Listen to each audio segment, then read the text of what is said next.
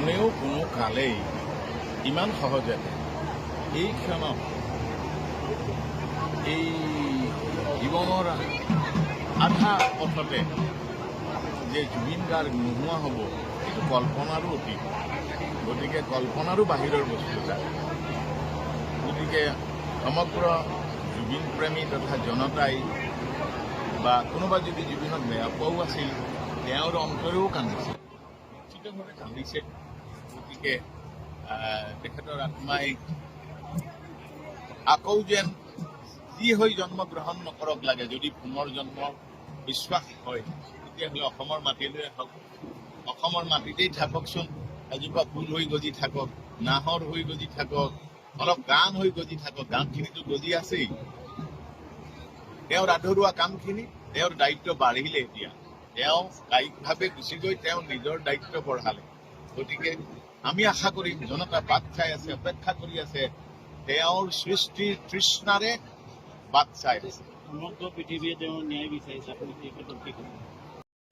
গতিকে ন্যায়ৰ পক্ষ ন্যায়ে নিৰ্ধাৰণ কৰি থয়। ন্যায়ৰ গন্তব্য সদায় ন্যায়িকেই হ'ব। ন্যায়ৰ গন্তব্য ন্যায়ে। গতিকে অন্যায়েৰে ঢাকি ৰাখিব নোৱাৰে, কাৰণ জনতাৰ লগে লগে আছে। জনতাই দূৰবীণ লগাই চাই আছে, জনতাক চলিব নোৱাৰে। জুবিন প্ৰেমী সকলোলৈ কি ক'ব?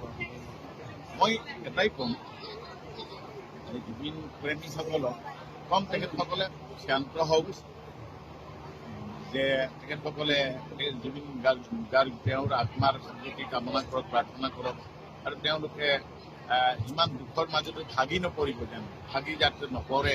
তেওঁলোকে নিজৰ নিজৰ কাম চিন্তাত মগ্ন হওক।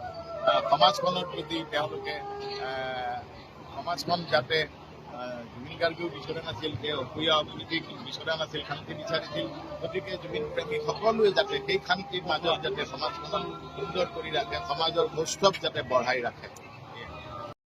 গতিকে ন্যায়ৰ পক্ষ ন্যায়ে নিৰ্ধাৰণ কৰি থয়। ন্যায়ৰ গন্তব্য সদায় ন্যায়িকেই হ'ব। ন্যায়ৰ গন্তব্য ন্যায়ে। গতিকে অন্যায়েৰে ঢাকি ৰাখিব নোৱাৰে, কাৰণ জনতাৰ লগে লগে আছে। জনতাই দূৰবীণ লগাই চাই আছে, জনতাক চলিব নোৱাৰে। জুবিন প্ৰেমী সকলোলৈ কি ক'ব? মই এটাই ক'ম, জুবিন প্ৰেমীসকলক কম, তেখেতসকলে শান্ত হওক, যে তেখেতসকলে জুবিন গাৰ্গ তেওঁৰ আত্মাৰ প্ৰতি কামনা কৰক, প্ৰাৰ্থনা কৰক, আৰু তেওঁলোকে ইমান দুখৰ মাজতো ভাগি নপৰিব, যেন ভাগি যাতে নপৰে। তেওঁলোকে নিজৰ নিজৰ কাম চিন্তাত মগ্ন হওক।